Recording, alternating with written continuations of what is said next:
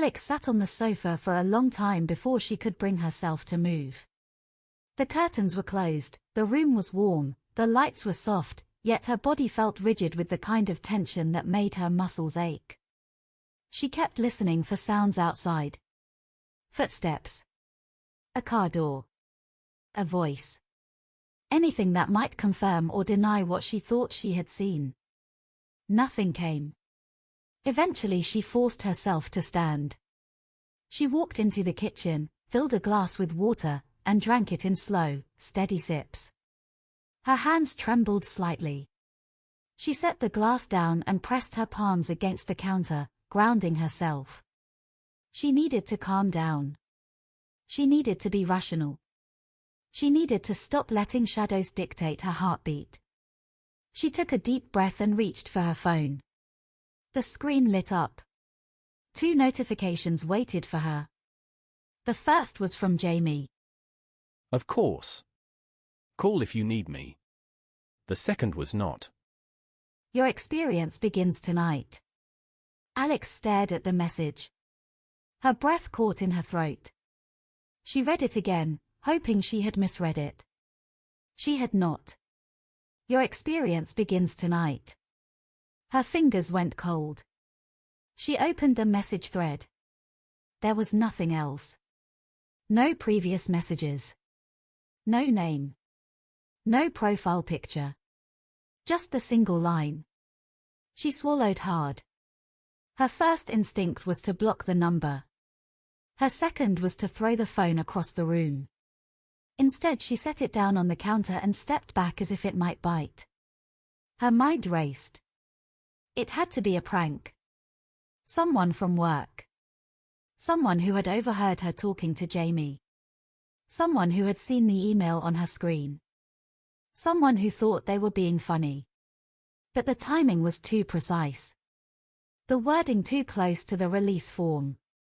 The tone too similar to the emails from the Elias Thorne team. She picked up the phone again and checked the number. It was not one she recognized. No area code she knew. No pattern that suggested a marketing bot. Her stomach twisted. She opened her messages to Jamie and typed. I just got a weird text. She stared at the words. They looked small. Insufficient. She deleted them. She typed again. Someone messaged me. It feels off. She deleted that too. She did not want to sound paranoid. She did not want Jamie to worry. She did not want to admit how shaken she felt. She locked her phone and set it down. She walked back into the living room and turned on the television, hoping the noise would help. The screen flickered to life, filling the room with the familiar chatter of a cooking show. She sat on the sofa and tried to focus on the presenter slicing vegetables with cheerful precision. Her phone buzzed again. She froze. She reached for it slowly, as if it might explode. Another notification. This one was from her email.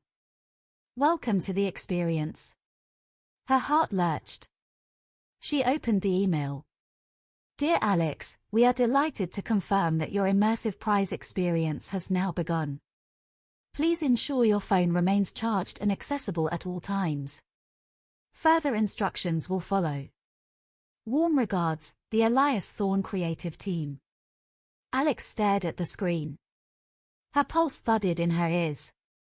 She checked the sender address. It matched the previous emails exactly. Same domain. Same formatting. Same signature. But she had not signed the release form. She had not agreed to anything. She scrolled down. At the bottom of the email was the symbol. The circle with the vertical line. The keyhole. The target. The thing that had been tugging at her memory all day. Her breath came faster now. She closed the email and opened the previous ones. The timestamps lined up. The formatting was identical. Nothing looked hacked or altered. She opened the release form again. The line near the bottom stared back at her. Once the experience has begun, withdrawal may not be possible. She felt a cold shiver run through her. Her phone buzzed again. She flinched. Another notification. This time from her social media app. Suspicious login attempt detected. Location, unknown. If this was not you, please secure your account. Her stomach dropped. She tapped the security alert. It showed a map with a vague location marker somewhere outside either city. No details. No device information. Just a warning. She changed her password.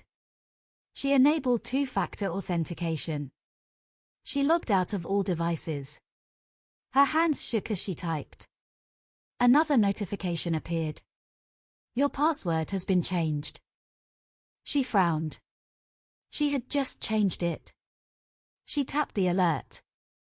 It was not from her. Her breath caught. She tried to log in again. The app rejected her password. She tried the reset option. It told her the account did not exist. She stared at the screen in disbelief. Her account was gone.